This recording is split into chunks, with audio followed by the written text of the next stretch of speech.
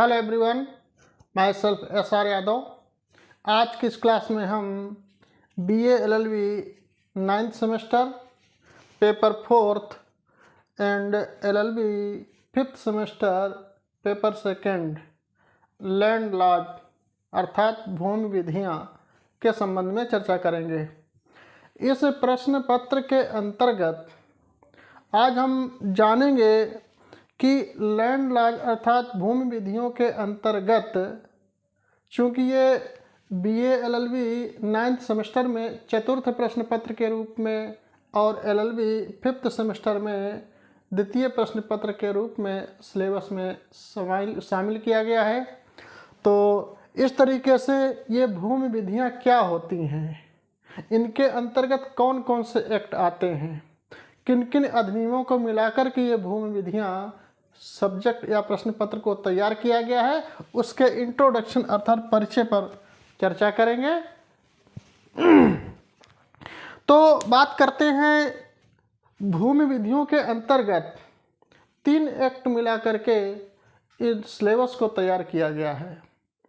3 act में पहला हमारा आता है उत्तर प्रदेश राजस्व संहिता 2006। उत्तर प्रदेश राजस्व संहिता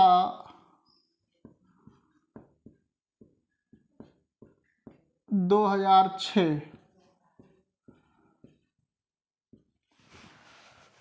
इसको यूपी रेवेन्यू कोड 2006 कहते हैं। और दूसरा आता है उत्तर प्रदेश जोत सीमा समेकन अधिनियम 1953। उत्तर प्रदेश जोत सीमा समेकन अधिनियम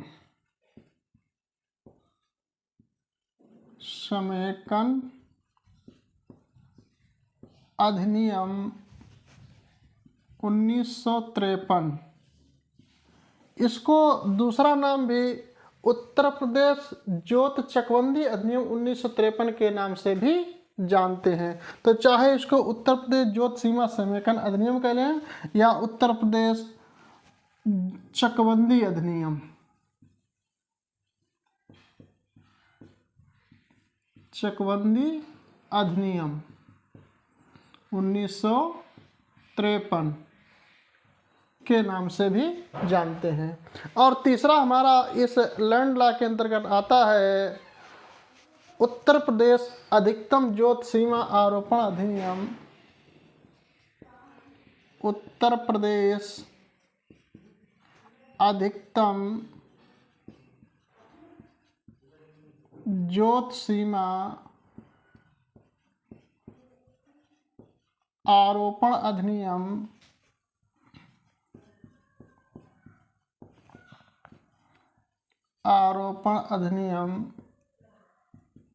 1961।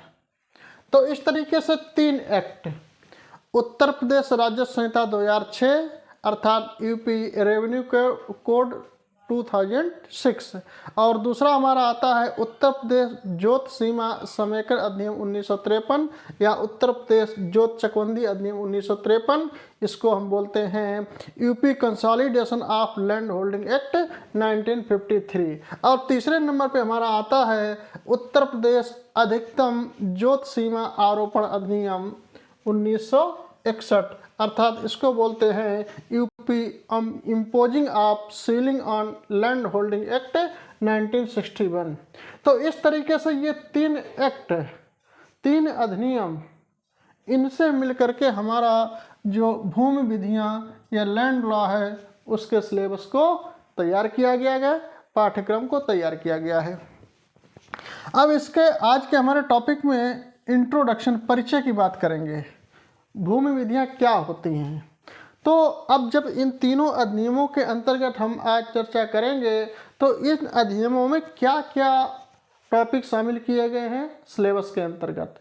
तो जैसा कि उत्तर प्रदेश राजस्व संहिता 2006 की हम बात करेंगे, तो उत्तर प्रदेश राजस्व संहिता 2006 के अंतर्गत जमींदारी उन्मूलन से लेकर के जमींदारी उन्मूलन के विकास एवं इतिहास से लेकर के जितने भी राजस्व न्यायालय, राजस्व अधिकारी और उसमें उसके अंतर्गत, इससे पहले हम जब इंटरप्रिटेशन क्लास में जाएंगे जहाँ पर परिभाषाएं दी गई हैं, तो उन परिभाषाओं के अंतर्गत जैसे आबादी, ग्रामीण आबादी, एग्रीकल्चर ईयर है, कृषि या कृषि वर्ष, भूमि प्रबंधक समिति आदि, इन सब के बारे में, किसान बही, खतौनी, खसरा, तो इस तरीके से ये हमारे मुख्य टॉपिक हैं।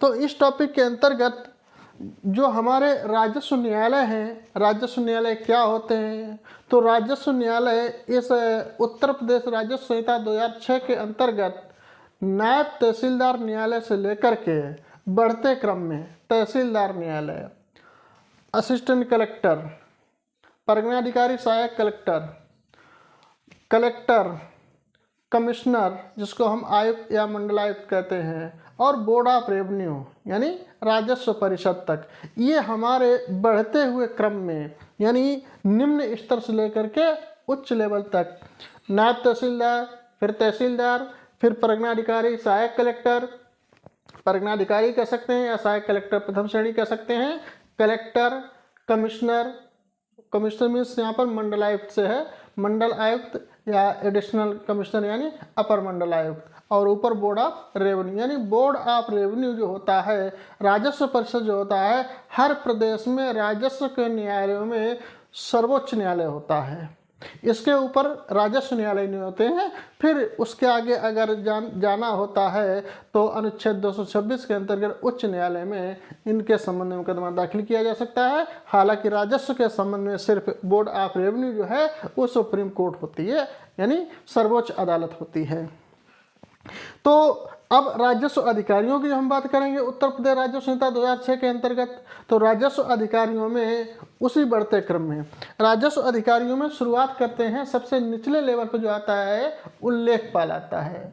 लेखपाल, राजस्व निरीक्षक, नायब तहसीलदार, असिस्टेंट कलेक्टर या सहायक कलेक्टर कह सकते हैं प्रथम श्रेणी, इसके बाद कलेक्टर, फिर एडिशनल कमिश्नर और कमिश्नर तक ही राजस्व अधिकारी कहे गए। इसके बाद बोर्ड ऑफ रेवेन्यू राजस्व न्यायालय की श्रेणी में आ जाता है। इसी में हम चकबंदी के भी कुछ न्यायालय होते हैं, जैसे बंदोबस्त अधिकारी, सहायक बंदोबस्त अधिकारी, इस तरीके से। तो ये हमारे जो हैं राजस्व न्यायालय और राजस्व अधिकारी हैं, जो कि हम उत्तर प्रदेश राजस्व संहिता 2006 के अंतर्गत उनका जिक्र करेंगे, उन पर चर्चा करेंगे। इसमें कुछ चीज़ें और बताई गई हैं, जैसे दाखिल खारिज कैसे होता है यानी म्यूटेशन, नामांतरण कह सकते हैं, उसकी प्रक्रिया बताई गई है। अलॉटमेंट कैसे होता है, भूमि का उत्तराधिकार कैसे प्राप्त किया जाता है, हमारे नक्शा खसरा है, इनमें कैसे कैसे इनका पुनरीक्षण किया जाता है, उसके संबंध में प्रक्रिया बताएंगे। संक्राम्य अधिकार वाले भूमिधर, असंक्राम्य अधिकार वाले भूमिधर, ये किस तरीके से आसामी, ये कितनी किस्में होती हैं, तो जोतदार कितने प्रकार के होते, आदि आदि चीज़ें जो हैं ये हमारी उत्तर प्रदेश राजस्व संहिता 2006 के अंतर्गत सारे टॉपिक्स मिलेंगे। हम बात करेंगे जब दूसरे एक पे आएंगे, उत्तर प्रदेश जोत सीमा समेकन अधिनियम 1953 या उत्तर प्रदेश चकबंदी अधिनियम 1953। तो चकबंदी अधिनियम 1953 में सिर्फ एक ही सिलेबस में टॉपिक रखा गया है, उत्तर प्रदेश जोत सीमा समेकन अधिनियम की विशेषताएं या लक्षण। और उसी प्रकार से जो हमारा दूसरा आता है उत्तर प्रदेश अधिकतम जोत सीमा आरोपण अधिनियम 1961, इसके अंतर्गत भी उत्तर प्रदेश अधिकतम जोत सीमा आरोपण अधिनियम अर्थात उसको हम सीलिंग एक्ट के नाम से भी शॉर्ट में बोलते हैं, इसके क्या विशेषताएं होती हैं, क्या इसका साइलेंट फीचर है, उसका ही सिलेबस में मात्र रखा गया है। बाकी बहुत कुछ ज़्यादा इन दो अधिनियम में से नहीं पढ़ने को मिलेगा। हाँ, उत्तर प्रदेश राजस्व संहिता 2006 जो है इसमें बहुत सारी चीज़ें, हमारा सिलेबस ज़्यादातर जो है करीब 90% सिलेबस जो है उत्तर प्रदेश राजस्व संहिता 2006 से लिया गया है।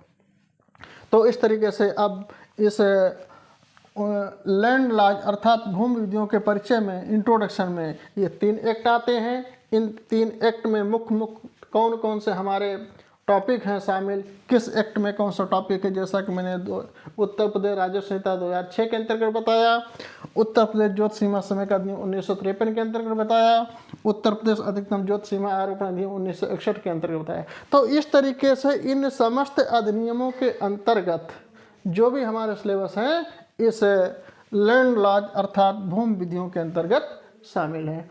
तो इस क्लास में बस इंट्रोडक्शन में इतना ही, और आगे की कक्षाओं में हम एक एक करके क्या उत्तर प्रदेश राजस्व संहिता के अंतर्गत शामिल हैं उस पर चर्चा करेंगे। तो इस क्लास में आज बस इतना ही।